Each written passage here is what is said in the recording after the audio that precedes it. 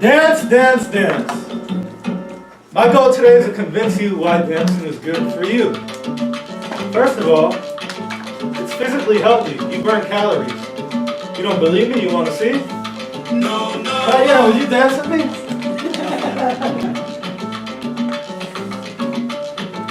You don't love me and I know now.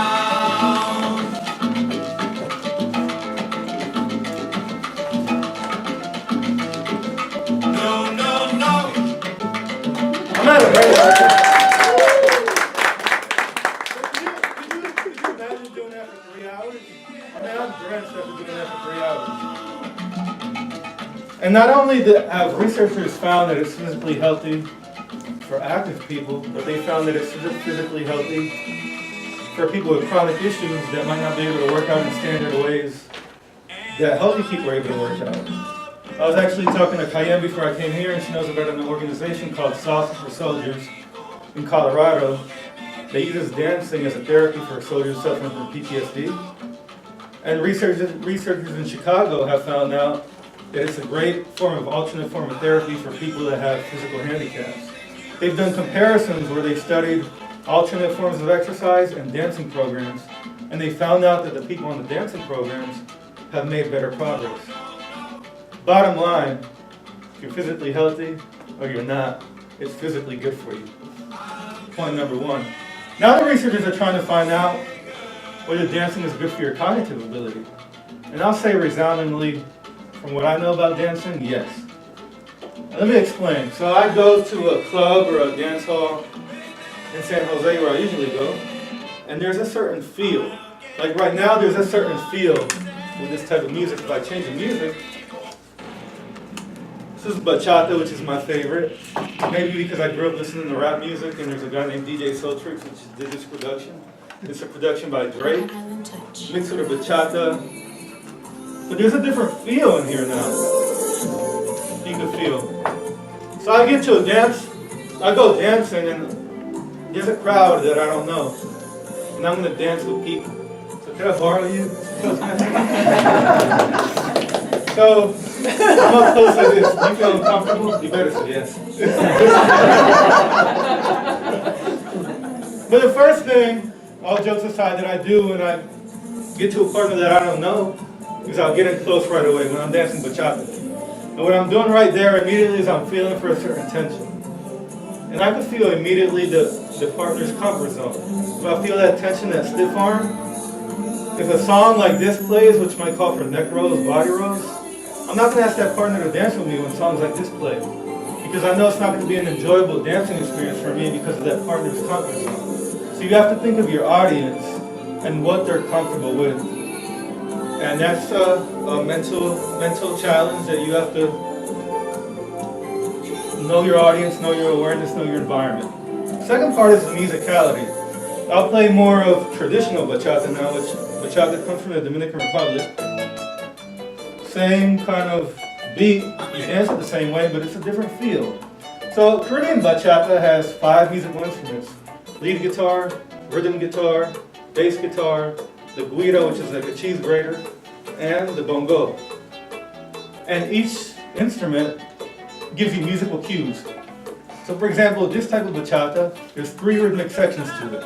There's what's called derecho, which in Spanish means straight ahead, and it means nothing fancy. It's usually when the singer's singing that derecho's playing, and usually that has a different feel to it. So I'll be closer to the partner. It's a lot, just more slower pace. Then the music moves into Mahal and Mambo, a lot faster pace, time to do footwork, time to do turns. But how do you know when the music shifts these different rhythmic patterns? Well, you have to study and you have to know the musicality. And I'm going to give you an example right now of one little cue that this type of bachata gives. So like I said, derecho, the lead guitar will play what's called an arpeggio chord, which for those that know music, arpeggio is high notes followed by ascending followed by descending notes. Here's an example.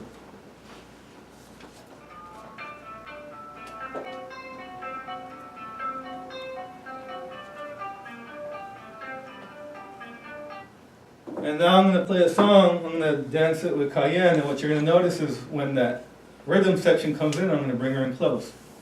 But derecho is more romantic, so the singer's singing and he says, oh, your hair is so brown. You look so beautiful, and when I look into your eyes, I can see myself, hey. So let's see if you pay attention and you know when the derecho comes on.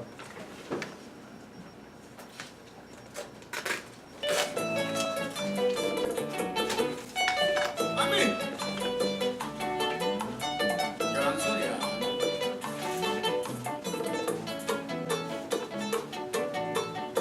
Eduque.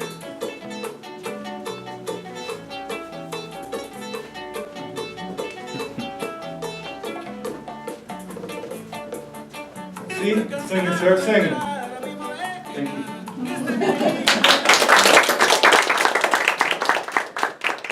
Bottom line, dancing is a thinking person's game. It builds up your social skills, and you have to know the musicality, and that challenges your brain, especially the creative side of your brain. And the last part I want to use is one dance that I've started to learn about recently. It's called kizomba. And this is a very famous Angolan kizomba singer named Matias Damasio. And kizomba comes from Angola, Cape Verde, Guinea-Bissau, a lot of the countries over here in West Africa. And before I started listening to kizomba, if you would have asked me where a lot of these countries were, and you would have told me Guinea-Bissau was in Asia, I probably would have known any better. But because I've engaged in this culture kizomba, not only do I know where those countries are on the map, but I've met people from those countries. And we support the artistic efforts when we go into dancing. Like that previous song by Joan Soriano, 7 to 15 children, very poor background. And his first guitar was made out of tin can and fishing line. And despite his sanguine situation, he made something positive.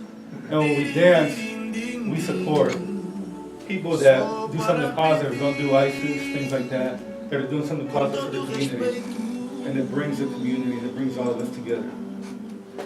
Bottom line, dancing physically healthy, mentally challenges you, expands your cultural awareness. Thank you. Thank you, Mr. Toastmaster, fellow Toastmaster, and especially Michael! I don't know about you, but I'm persuaded. His number 9 speech is Persuading with Power, combining logic and a strong emotional appeal. Pow! Right out of the ballpark. Knowing your audience is a must. It is the most powerful insight to a speaker's ability to do that persuasion. Your original salsa dance brought you the information that we absolutely loved you dancing. So you did that again with this Persuading Us with Power. You knew we were going to love this, absolutely. And knowing that audience is a huge idea. So if you find something somewhere like, for instance, other speakers who know that we like koala bears or whatever that was, do that again. But Michael, my goodness, to come up with something that you could have done better, let me see, Bring a Beautiful Girl, ooh, did. So that's not going to work. And you brought her in with such professionalism, in and out. It wasn't an uncomfortable transition. You did a professional marketing tool for dancing. You persuaded us if we are physically handicapped. You persuaded us if we are unhealthy or if we're very healthy. You just persuaded the dickens out of us. Health, physical, cognitive, social, fun, we should all dance.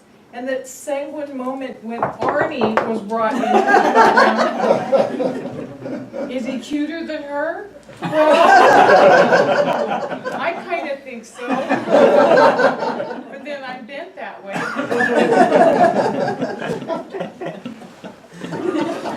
Michael, you couldn't have done this better. We are looking forward to Michael's number 10, which is Inspire Your Audience. I have no idea what he's going to do to top this, but I know that you will. 0 things to correct. Just keep on doing it. We can't wait to hear more from you, and more from you, and more from you. Thank you so much, and let's all cha-cha and salsa too.